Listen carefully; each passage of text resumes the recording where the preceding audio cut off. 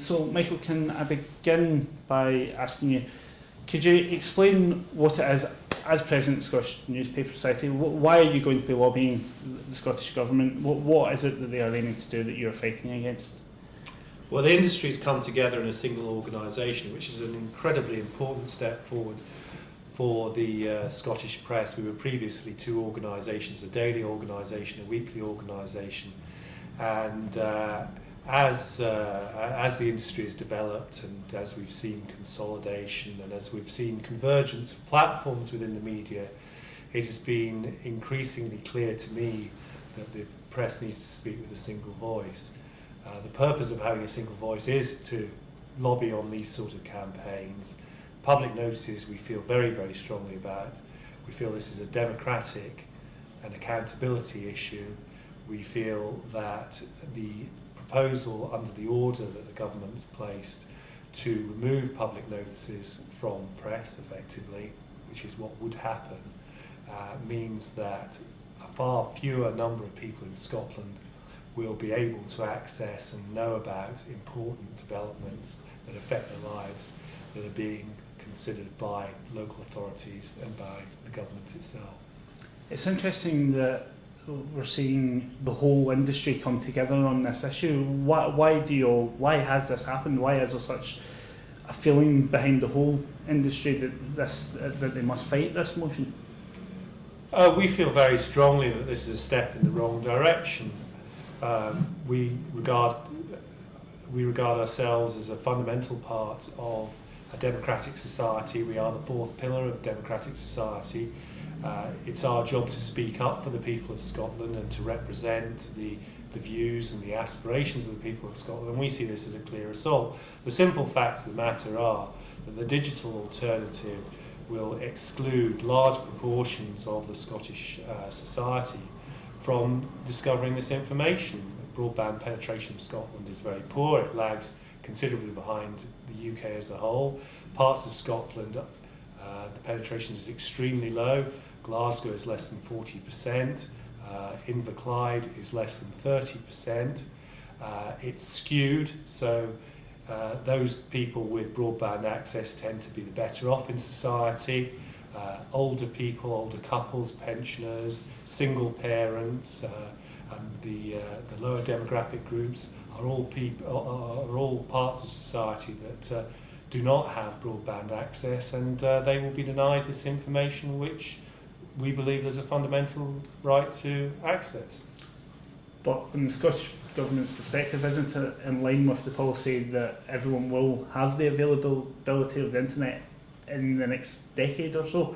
Is that not something that they... Well, we're not fighting broadband and internet. In fact, we are extremely active digitally, and my own company is the publisher of Scotsman.com, which is the biggest Scottish news site bar none in the world, with over 1.5 million to 2 million unique users every month. So we are well aware of the importance of digital, and we are well aware that this is a growing medium. But the fact is that today the penetration of broadband in Scotland is very, very low when compared to the print media, where we have 85% or more penetration of per copy readership. Broadband penetration has a long way to go. It's not our job to put broadband in the ground. That is the job of government and of technology companies, and as things progress I'm sure that this will be reviewed, but we are talking about today, and for the foreseeable future broadband penetration in Scotland is likely to remain far behind the rest of the UK. I'm sure it's been put to you as well that the claim is that the newspapers, the reason why they're doing this is it's a huge amount of loss of revenue, and they feel a lot of people have said that they believe that it's newspapers covering their own back rather than actually looking out for the freedom of information available to people. How do you react to that people do believe it's just newspapers looking after their own industry? Well, I'm not going to deny that there is a revenue implication of public information notices being taken out of newspapers. But that is not the central argument. The central argument is a democratic one. The revenue implications for the industry are not insignificant. public sector advertising as a whole, government advertising, including jobs and the various sort of campaigns that the government carries out, and the Central Office of Information Advertising is very, very significant to us. Public notices are just part of that, and across the industry there is a not insignificant sum there. But I go back to, why are we speaking out so strongly? If we don't speak out about the democratic imperative, who will? And it is simply not good enough to say that public information notices are not a frontline service. You know, I've heard the argument that for the public information notice budget, the government could employ more teachers or more nurses. Well, in a democratic society, people have to know what's going on, and public information notices are a fundamental part of that. So I say that these are a frontline service. The majority of MSPs have backed this as well. What are they saying to you? What are you hearing from MSPs? MSPs are very supportive of Scotland's press. We're very grateful for their support, but they fully understand the importance of an engaged and relevant local press, regional press and national press.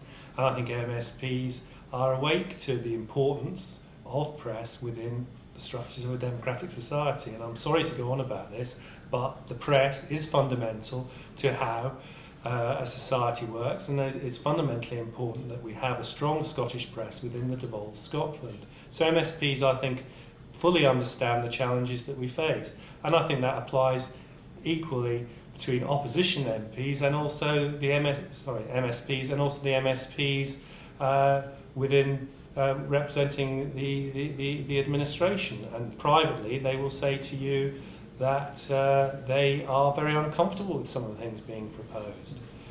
There is a cost-cutting imperative, and we do realise that the government needs to show that it's spending people's money wisely, and we support that. But the importance of the press is a fundamental strength of Scotland, and the fact that we have so many papers in Scotland should be seen as a great strength of Scotland, and the plurality recognises the great dynamic nature of our society, and shows that Scotland is a country that is a modern and vibrant country. Do you believe it's also the Scottish Government's place that they should also consider what would happen should this motion go through to the newspaper industry as well? Should they also have a view on that? The Scottish Government does need to have a view about the future of the Scottish industry, Scottish press. We are an important part of the country's industry as well. I mean, we are an important industry sector. We employ a significant number of people. So yes, it's absolutely right that the Scottish Government should have a strong interest in this industry. And I very much welcome the fact that Jim Mather has called a summit to look at the industry and to engage with the industry and discuss the challenges that the industry faces. The reality of the Scottish press, the print media, is that we are unsubsidised. We don't look for subsidy, but we provide the strongest journalistic coverage and the most in-depth journalistic coverage across the nation. There is no one within the media that employs the number of journalists that the press does, and in communities that the press covers. My own organisation has journalists in towns stretching from Newton Stewart in the south of Scotland to Stornoway and Peterhead in the north. No one else does this, and I know it's the same for other press companies. So we are fundamentally important, but we do worry about distortions within the marketplace. So we are very concerned about how the BBC develops. We believe the BBC has become too powerful, and I think this is recognised by some politicians. Certainly the Conservatives, if they come to power at Westminster, have said that they will review the BBC. And we are concerned about STV's aspirations for public money. All these things distort the marketplace, and we are committed to continuing to provide the sort of journalism that we do in an unsubsidised way.